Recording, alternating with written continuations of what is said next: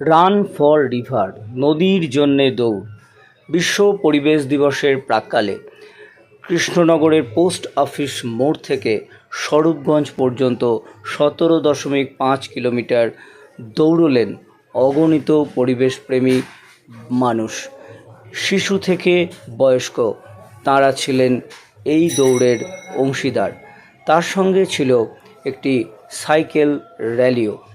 এই দীর্ঘ পথে তাঁরা বার্তা দিয়েছেন নদী, জলাশয় ও পরিবেশ বাঁচানোর।